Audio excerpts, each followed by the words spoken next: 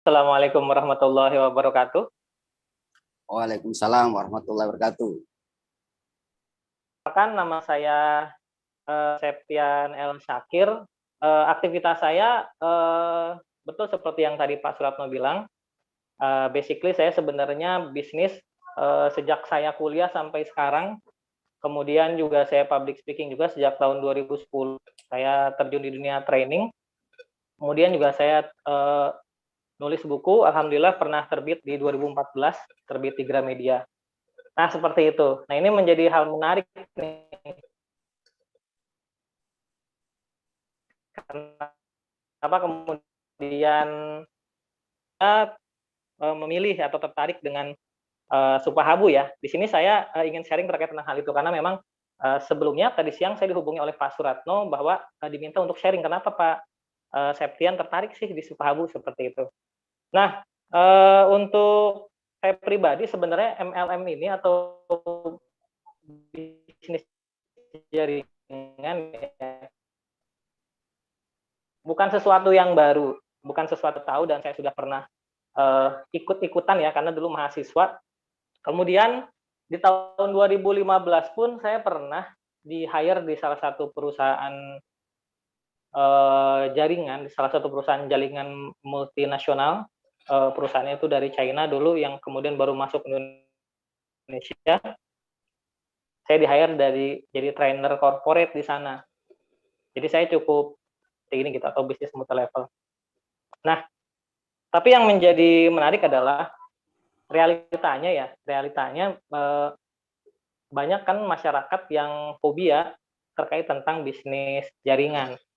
Nah, kemudian kalau misalnya teman-teman mungkin bertanya kepada saya apakah saya termasuk orang yang fobia atau tidak ke bisnis jaringan. Kalau saya sendiri memandangnya seperti ini.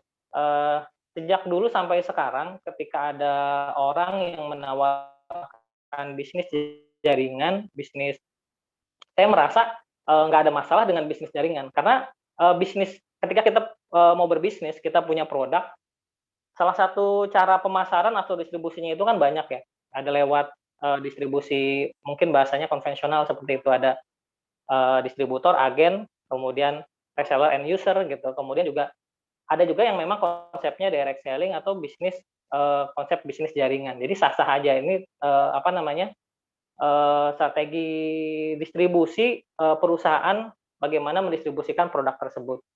Jadi tidak ada yang salah. Makanya sejak dulu ketika teman-teman saya sejak saya kuliah kemudian sampai sekarang banyak teman saya yang kemudian mungkin beberapa mindsetnya masih fobia dengan jaringan. Kalau saya merasa fine-fine aja, nggak ada masalah selama bisnis jaringan ini adalah bukan bisnis money game seperti itu. Karena kan kalau di Supahabu jelas ya produknya ada, kemudian juga produknya bukan produk kamuflase gitu. Mungkin ada di bisnis jaringan lain itu produknya kamuflase. Kamuflase maksudnya produk ini tuh produk itu tuh cuman sebagai topeng aja untuk bermain atau money game seperti itu. Kalau di Supahabu kan enggak, produknya emang benar-benar produk real, punya kualitas ya. Bahkan tadi luar biasa sudah dijelaskan oleh Pak Eko tentang bagaimana produk ini itu sudah diriset sedemikian rupa, bahkan risetnya itu dibiayai oleh pemerintah. Jadi saya yakin banget kalau misalnya produk sudah hasil riset para ahli dari LIPI, kemudian juga dibiayai oleh pemerintah, pasti juga bukan main-main, bahkan dapat muri juga. Jadi sudah jelas apa namanya bisnis ini bukan bisnis money game gitu. Jadi sejak dulu sampai sekarang saya nggak pernah apa namanya nggak pernah fobia dengan bisnis jaringan dan saya selalu mengedukasi juga teman-teman apa namanya teman-teman saya yang lain gitu ya terkait tentang bisnis jaringan ini sebenarnya choice aja. Ketika teman-teman mau berbisnis ini opsinya banyak gitu. Salah satunya adalah kalau misalnya teman-teman mau melewati bisnis jaringan ya itu bagus gitu, nggak ada yang salah. Gitu. Yang salah adalah yang nggak action, yang nggak bergerak. Akhirnya hanya melihat Pak Suratno sukses punya BMW gitu ya Pak Suratno ya. Hanya melihat Pak Eko berhasil membangun apa namanya para pembisnis hebat gitu ya dari Supahabu. Nah itu yang salah sih yang nggak action seperti itu. Nah itu terkait tentang apa namanya pandangan saya terkait tentang multi level. Jadi buat saya bisnis multi level atau bisnis jaringan ya, bisnis network ini bisnis yang bagus seperti itu. Bahkan melalui bisnis dengan sistem jaringan ini banyak masyarakat yang punya peluang luas untuk sukses. Kenapa saya bilang punya peluang untuk sukses? Karena saya juga kan praktisi atau pemain bisnis juga ya, yang kemudian kita ada produk, kemudian kita distribusiin. Kalau misalnya teman-teman juga pemain bisnis pasti tahu kalau kita yang punya produk ketika kita distribusi, kemudian kita pakai alurnya distributor, distributor itu modalnya nggak main-main gitu ya. Bukan pembelian 10 piece, bukan pembelian 5 piece gitu. Bahkan bukan pembelian 100 piece gitu, minimal 500 sampai 1000 piece kemudian untuk menjadi distributor dan modalnya itu nggak kecil, modalnya besar. Nah, makanya kalau misalnya mau bisnis yang umum ya, yang alurnya distributor, agen, reseller, end user, maka kesempatan untuk suksesnya itu hanya orang-orang yang memang dia punya modal besar untuk jadi distributor. Nah, tapi dengan bisnis network ini yang menarik adalah kita bisa lihat nanti 1 tahun ke depan bagaimana Supahabu bisa menciptakan para pengusaha baru mungkin ya, para pengusaha sukses, bahkan itu dari kalangan mungkin bukan hanya dari kalangan menengah, tapi juga mungkin dari ada kalangan menengah ke bawah juga. Kenapa? Karena di bisnis ini modalnya kecil, tadi sudah disebutkan ya, dari yang basic aja itu cuma beli 1 produk, modalnya kecil, tapi kesempatan untuk suksesnya semua sama. Nggak perlu modal besar untuk jadi distributor seperti strategi pemasaran yang lain. Kurang lebih seperti itu pandangan saya terkait tentang bisnis jaringan, sehingga ketika ada informasi atau tawaran terkait tentang bisnis jaringan, saya nggak pernah fobia. Nah, itu terkait tentang pengalaman saya. Sharingnya seperti itu ya, Bapak Ibu semuanya. Mungkin ini juga bisa jadi inspirasi juga buat Bapak Ibu semuanya, baik itu yang sudah jadi member, untuk mengedukasi orang lain yang kemudian masih ada mindset negatif seperti itu. Karena tidak salah dan tidak dilarang, yang dilarang di aturan pemerintah itu yang money game. Selama produknya ada, jelas punya khasiat, kemudian juga produknya kualitasnya bagus, tidak ada money game di situ, berarti itu bagus dan fine-fine aja. Nah, terkait tentang bisnis saya nggak ada masalah, saya nggak ada fobia, saya welcome untuk bisnis network. Tapi saya pun pilah-pilah. Saya pilah-pilah, saya memilih bisnis mana yang kemudian saya ikuti, kurang lebih seperti itu. Nah, kemudian siapa sih yang kemudian berhasil? Ini sedikit cerita ya. Siapa sih yang kemudian berhasil meyakinkan saya sampai kemudian saya bergabung menjadi mitra bisnis atau membernya di Supahabu. Salah satu sosoknya adalah leader hebat saya, yaitu Bu Herlina. Bu Herlina itu salah satu leader hebat menurut saya ya, salah satu leader hebat yang kemudian akhirnya saya memutuskan untuk saya bergabung Bu Herlina di Supahabu, karena sebenarnya banyak juga para leader-leader hebat yang pernah sukses ya di bisnis jaringan lain, yang itu ngehubungin saya langsung, kemudian minta saya untuk bergabung gitu, dijelasin semuanya, kemudian yuk Pak bergabung gitu. Padahal itu leader besar yang kemudian nge-hire saya, tapi saya belum gitu. Saya belum tapi luar biasa ini Bu Herlina, ini juga bisa dicontoh nih oleh para member lain ya. Bu Herlina ini Bu Herlina ini sosok leader hebat gitu ya. Mungkin Bapak Ibu semua beberapa yang sudah kenal Bu Herlina tahu, bahkan beliau juga pemain jaringan, omsetnya luar biasa juga. Sekarang bergabung di Supahabu, luar biasa sekali. Dengan posisi Bu Herlina atau status Bu Herlina sudah jadi leader ya, tapi Bu Herlina itu sosok yang nggak menyerah atau pantang menyerah. Kalau teman-teman tahu, berapa kali saya dihubungi oleh Bu Herlina, dan berapa lama ketika Bu Herlina itu telepon langsung ke handphone saya. Jadi paling sebentar itu 30 menit Bu Herlina itu telepon saya gitu ya. Jadi ini salah satu inspirasi juga buat teman-teman, kalau seandainya teman-teman ngerasa Pak, yang dijelasin oleh oleh Pak Eko misalnya, itu luar biasa, tapi prakteknya itu juga tidak semudah itu, Pak. Nah, mungkin bukan bukan apa namanya,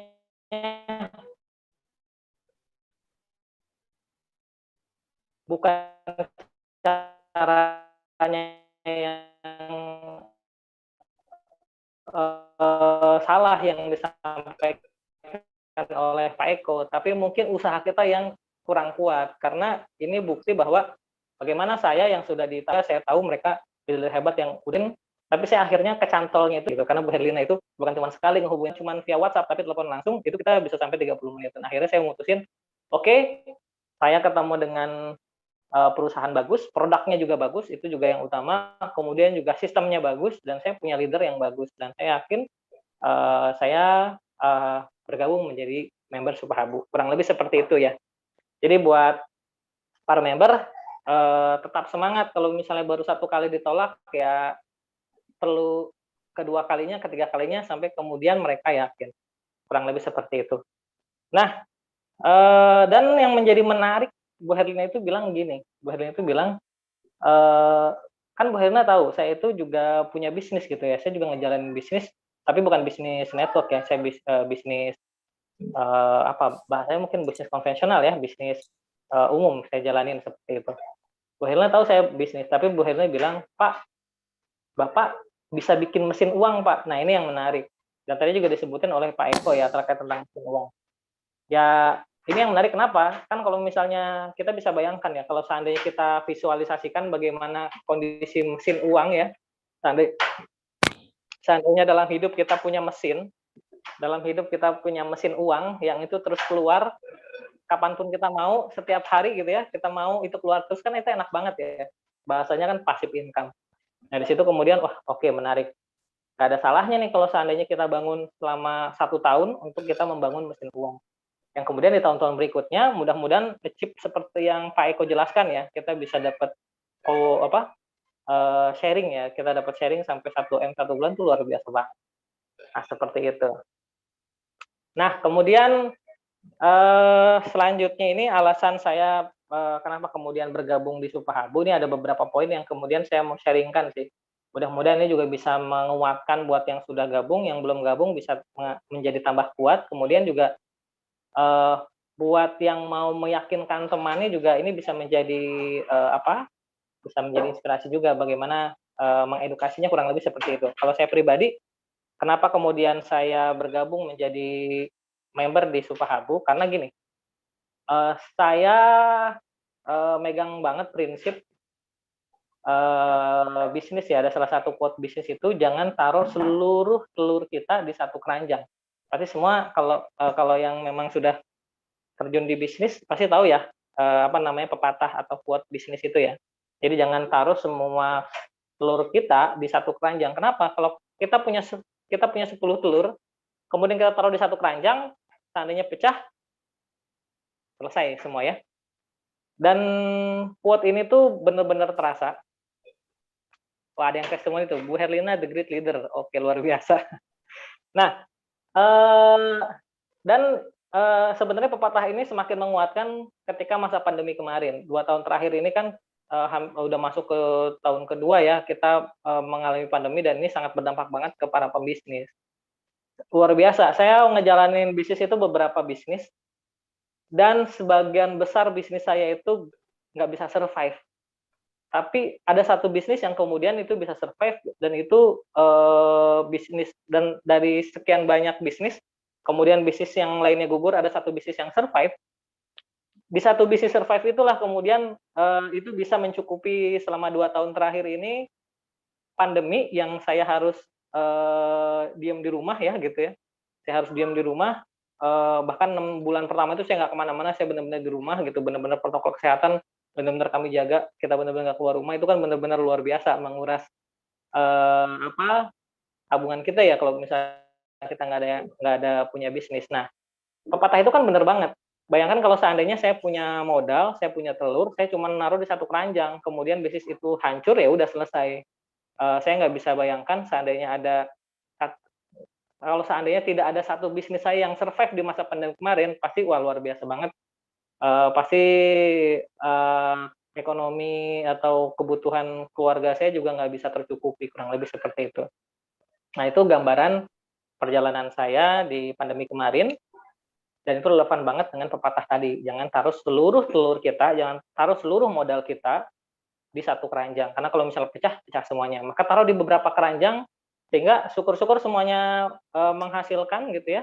Seandainya ada satu pecah, masih ada yang lain. Itu sebelum saya kenal Supahabu. Nah, makanya ketika saya kenal Supahabu, saya pikir menarik sekali.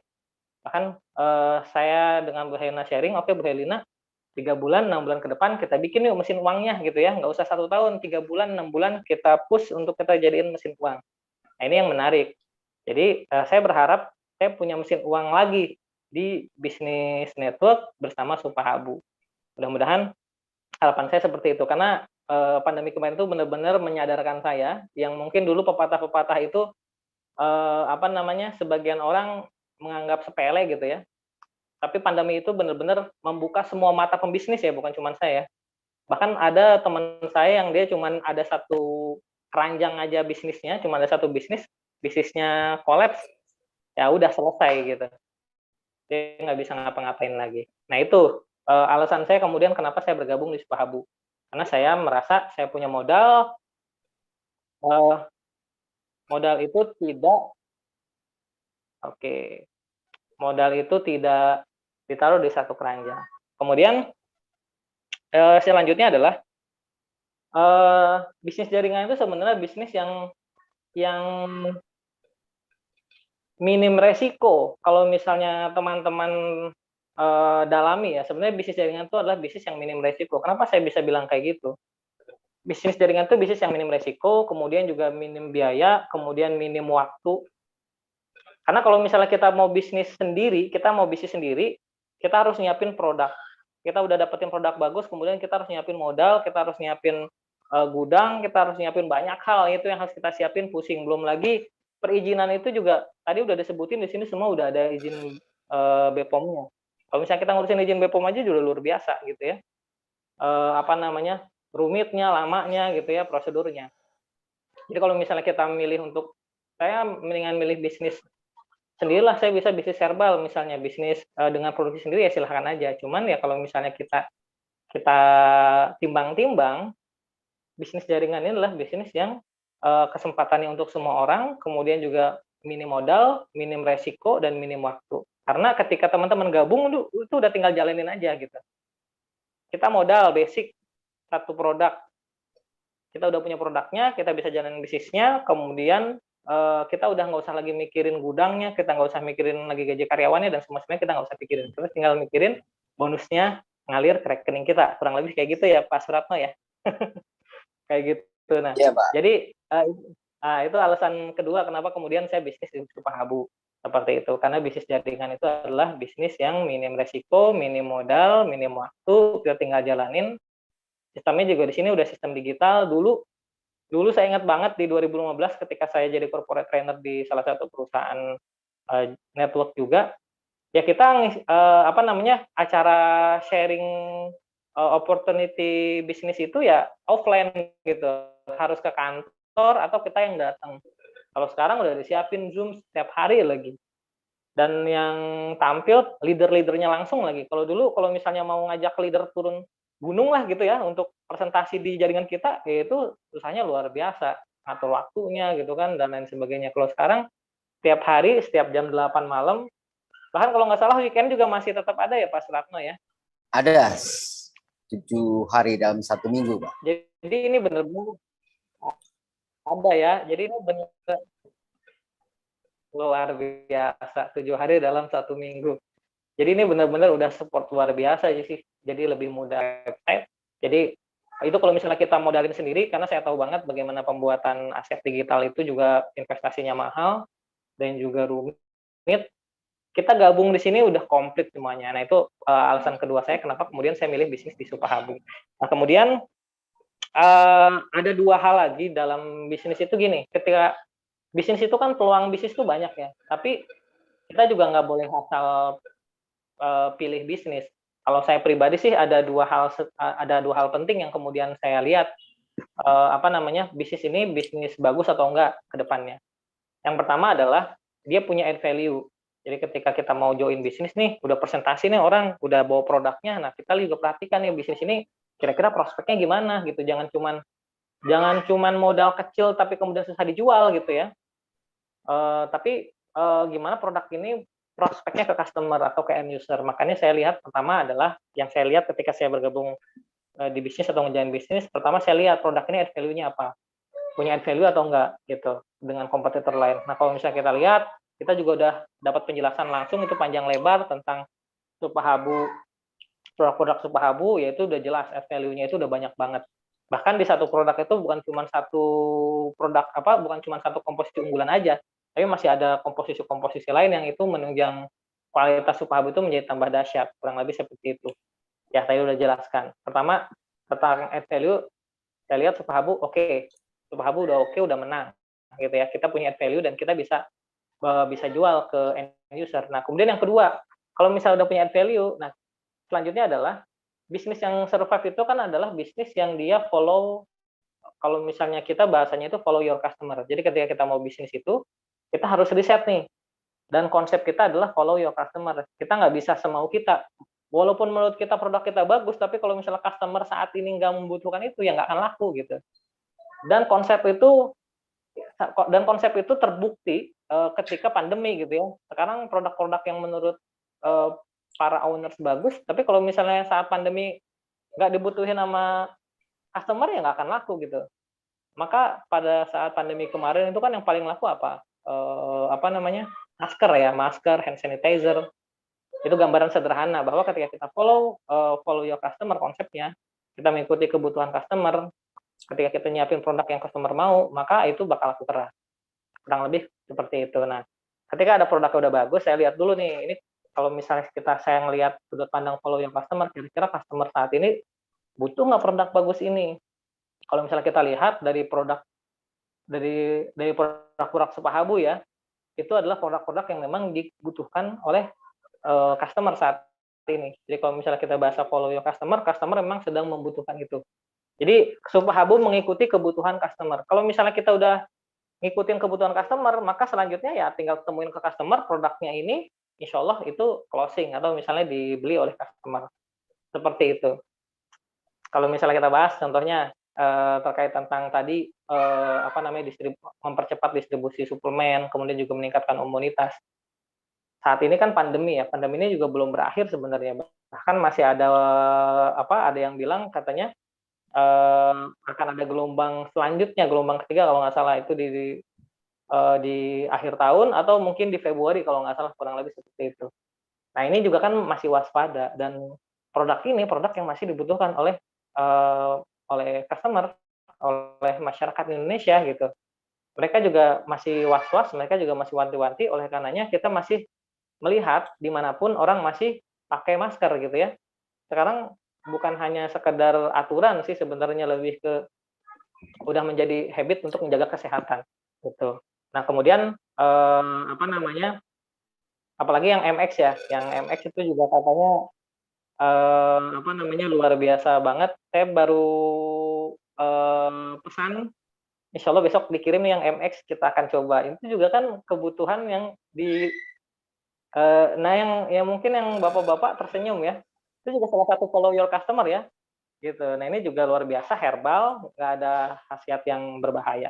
Nah itu yang menjadi alasan saya bergabung menjadi Supahabu, dan saya merasa produknya sudah oke, kemudian juga sistemnya juga udah oke. Saya yakin produk ini bukan cuma diterima oleh masyarakat, tapi juga bisa menjadi mesin uang saya.